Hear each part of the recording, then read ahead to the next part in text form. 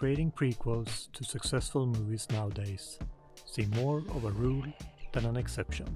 But by creating a prequel, you also put yourself in a position where you can potentially undermine the original creation. This is especially dangerous if you add new writers and directors to the project that tries to find answers or origin stories to even the most trivial of things. But even having the original creator on board can still cause some issues. In this video, we're going to take a deep dive in what I like to call the prequel paradox. First, we need to establish the difference between a reboot and a prequel. A reboot is all about throwing everything we know from the original out the window and starting all over again, but it still revolves around the same characters as the original. Many movies or TV shows create a reboot that starts years earlier than the events of the original, but that doesn't necessarily mean it's a prequel. A reboot can stand on its own, separated from the original, since new events and characters can be included, and it doesn't necessarily follow or lead up to the events of the original. A prequel's mission is to establish a timeline set before the original work that gives the audience more of a backstory to the characters and events that later will follow.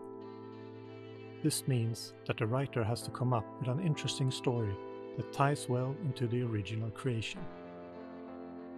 But this also means that the writer might have to come up with answers that the original movie doesn't necessarily give the audience. Some answers that the original creator might not even have thought of from the beginning. And sometimes trying to establish these answers will create contradictions. And the prequel risks being a paradox from the original work. But not all contradictions are accidents or due to ignoring the original work. Some are created out of pure necessity.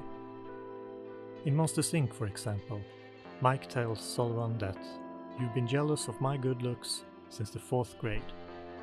Something the creators of the prequel, Monsters University, wanted to keep true. But that single line in the original forced them to either set the prequel way earlier in Mike and Sullivan's life than they wanted, or make them meet for a second time later in life, but this time in the university.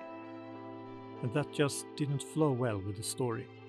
So eventually, the original creator said that they had to let that line slide in order for them to create the story they needed to tell. Hence, the first meeting at the university.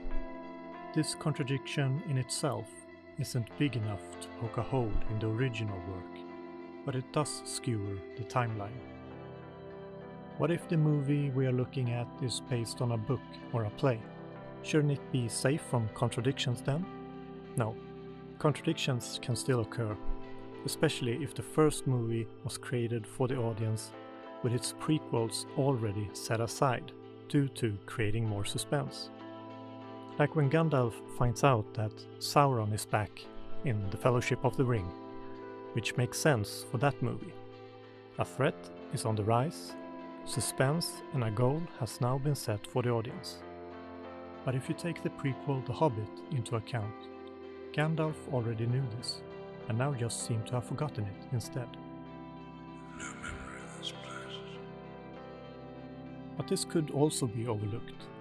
It's when it comes to adding to the legacy or canon that it gets worse. Take Star Wars as an example, where we get an origin story for C-3PO and R2-D2, but despite them both being around Obi-Wan Kenobi throughout all of the prequels, Obi-Wan has no memory of them in the original Star Wars. The droids have no memory of their former friend either, but that at least is explained with a memory wipe in Revenge of the Sith. Oh no.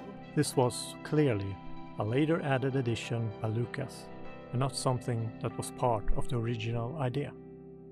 And when it comes to adding answers or changing characters, that's when it becomes really dangerous to undermine the original and create a paradox. But setting necessity and possibly amnesia aside, let's take a look at a far worse example. In Terminator Salvation, Skynet uses Kyle Reese as a bait to get to John Connor. If you know your Terminator history, Kyle's the one that John Connor sends back in time in the first Terminator to protect John's mother.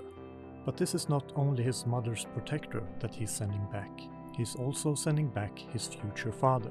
If Skynet somehow figured out that Kyle is John's father, even though it's only known to Sarah and John, why not just kill Kyle when they had the chance in the prequel?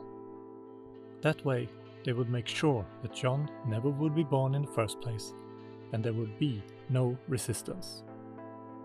They had the knowledge and the opportunity, but instead of making the logical decision and ending it directly, Skynet now becomes the very reason why it will be up against its most feared foe. But not because of clever writing, it's because of a plot hole. By trying to add to the legacy and canon, they instead create a plot hole that's so big that it undermines the whole franchise, which is a great example of a prequel paradox. Boy, that's a tough one. Even one of the sequels managed to dig this hole deeper, causing even more plot holes as they went along, but that's a whole other video. But Terminator is not the only franchise that suffers from this. This is a very common mistake when it comes to prequels. The Lord of the Rings prequels struggle with these issues as well. Already established characters and items change characteristics that don't follow the same rules as the original work. For the original movie to then work as intended, it has to distance itself from the prequel that tries to add to its legacy, and not see it as canon, creating a paradox on why the prequel was made in the first place. In Star Wars, this happens as well. In Star Wars Episode 6, Return of the Jedi, Leia tells Luke that she has memories of a mother that died when she was very young. But in the prequel, Leia's mother, Padme, dies in childbirth. And one of the perhaps biggest plot holes that undermine the Star Wars saga is that in the original work, the Jedi Order is a forgotten order. Their powers and their presence in the universe are tales of a forgotten past, something no one really believes in or have heard of. Yet, taking the prequels into account, they flourished and only disappeared some 20 years ago. For the original Star Wars to work, the prequel series has to be discarded, unless the whole galaxy got their memory wiped. I find your lack of faith disturbing. This is basically what a prequel paradox is. When a prequel tries to add to the canon, but instead only adds contradictions, that means we have to disregard the prequel as canon in order for the original film to work. Despite all the pitfalls and potential dangers, prequels shouldn't be set aside or not be done. But they often work better if they are distancing themselves from the characters in the original movie, or choose to take a different path, reaching the original movie's main event. Some prequels are truly amazing when done right or when done differently. And who doesn't want to spend more time with the characters or the universe that one loves so much, as long as they don't create any prequel paradoxes. Hope you enjoyed the video. If you have any questions or if I missed anything, please let me know in the comments below.